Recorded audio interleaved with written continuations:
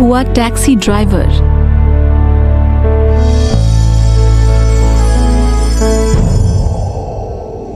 आनंद के लिए सिर्फ कॉन्ट्रैक्ट पर साइन करवाना काफी नहीं था। वो नहीं चाहता था कि नैना किसी भी तरह से उससे बचकर भाग जाए। राकेश कुछ सोचने लगा और फिर थोड़ा चिंतित होकर बोला, प्रेसिडेंट, आपने उससे जबरदस्ती कॉन्ट्रैक्ट साइन क्यों करवाया? उससे खुद को बेचने के लिए क्यों कहा, जबकि आप उससे सीधा शादी के लिए भी पूछ सकते थे? आनंद अपना होंठ ऊपर की ओर करते हुए हंसा। वो बहुत मुस्कुराने लग गया, मानो एक फूल खिला हो। आनंद खुश होते हुए बोला, किसी न किसी को तो उसे सबक सिखाना ही होगा, जो भूल कभी न भूल पाए। अपनी आंखों में खुशी भर के उसने अपना सिर नीचे की तरफ कर लिया। वो नैना की सुंदर लिखाई की तरफ देखने लगा जो उसके कॉन्ट्रैक्ट पर थी।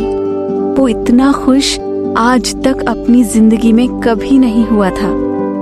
ये खुशी उसकी सीने में एक समुद्र की लहर की तरह लग रही थी, जिसकी वजह से उसकी पूरी बॉडी अंदर से झिलमिला उठी। छोटी कमीनी लड़की, अब मैं तुम्हारे बारे में अच्छी तरह से सब कुछ जान गया हूं।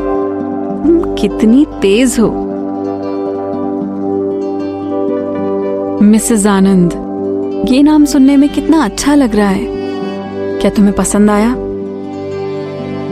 आनंद ने कॉन्ट्रैक्ट की तरफ देखते हुए अपने मन ही मन ये सवाल पूछा। बार के दरवाजे पर खड़ी हुई नैना ने एक लंबी सांस ली और अपने ओवरकोट की जेब में रखे हुए उस बैंक कार्ड को छुआ। उसके हाथ पूरे पसीने से भरे हुए थे। उसने कार्ड को इतनी जोर से पकड़ा जब तक वो कार्ड उसके हाथों में चुभने न लगा। उसका दिल बहुत तेजी से धड़क रहा था। वो उस समय बहुत खुश हो गई थी।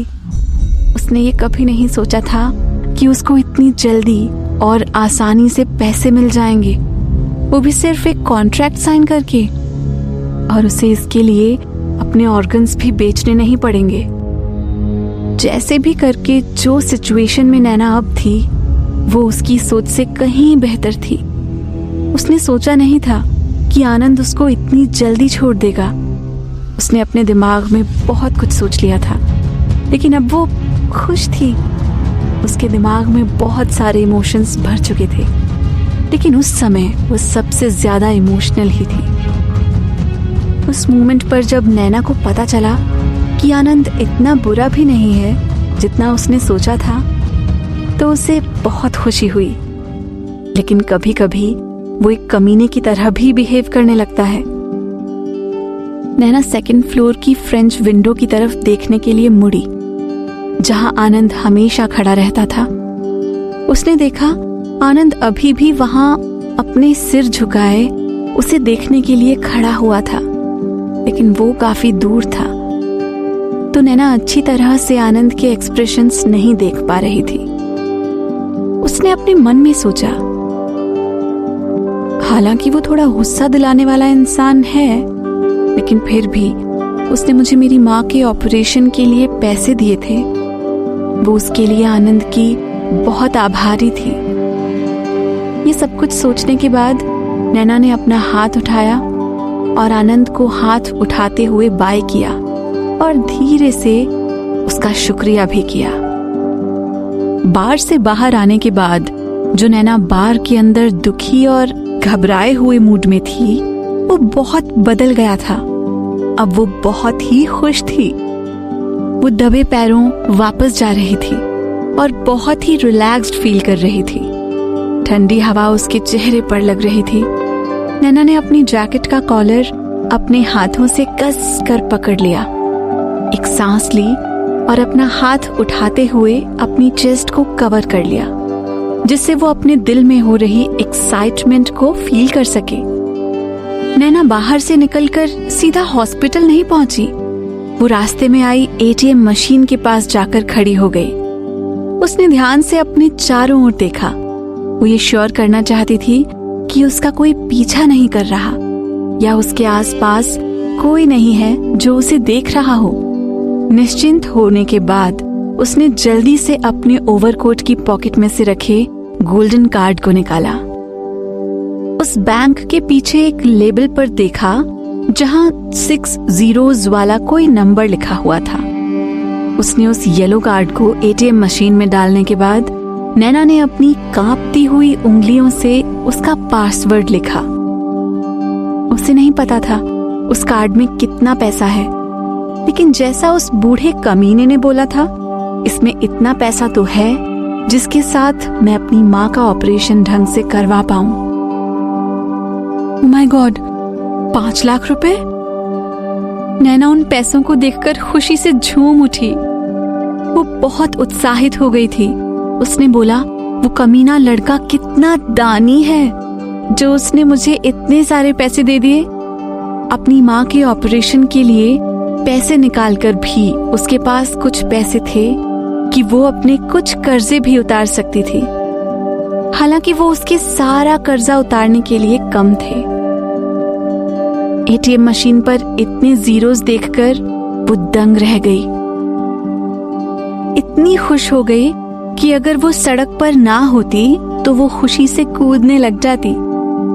ठहरो, नैना ने खुद को कहते हुए अपनी आंखों को अच्छी तरह से साफ किया और दोबारा से उस एटीएम की स्क्रीन पर नजदीक से देखने लगी और उस अपनी कांपी हुई उंगलियों से जीरोस ध्यान से काउंट करने लगी। मुझे लगता है जैसे मेरी आंखें खराब हो गई हों। जरा रुको, 1 सेकंड। नैना ने अपनी एक उंगली उठाई और दोबारा से एटीएम स्क्रीन पर एक एक करके वो जीरोस काउंट करने लगी। 1 2 3 4 5। ये तो 6 जीरोस हैं। इतनी सारी जीरोस को देखकर उसका मुंह खुला का खुला ही रह गया और उसकी टांगें कांपने लगी। वो बहुत तेजी से सांस लेने लग गई। उसने खुद को काम करने की बहुत कोशिश की, फिर भी उसके मुंह से शब्द निकल गया। ये 5 लाख नहीं, 50 लाख रुपए हैं। हाँ, 50 लाख! इतने पैसे उसने अपनी पूरी जिंदगी में नहीं देखे थे। उस वक्त उसे इतनी धनराशि देखकर उसकी आंखों के आगे तारे टिमटिमाने लगे। लेकिन जल्दी ही वो अपनी बेहोशी हालत से बाहर आई और उस कार्ड को अपने कांपते हुए हाथों से एटीएम मशीन से बाहर निकाला और फटाफट अपनी ओवरकोट की जेब में डाल लिया। ओह माय गॉड, उस बूढ़े कमीने ने मुझे दिल खोलकर पैसे दे दिए। वो बहुत ही अमीर है। उसने मेरी कीमत 50 लाख रुपए रखी। मुझे नहीं पता था कि मेरी इतनी कीमत होगी। नैना ने अपने कांपते हुए हाथों से अपने सिर से पसीना हटाते हुए ये शब्द बोले। इसके पहले वो एक बहुत ही गरीब घर की लड़की थी जिसके पास कभी कभी अपनी जेब में 10 रुपए भी नहीं होते थे, लेकिन अब वो एक लखपति बन चुकी थी।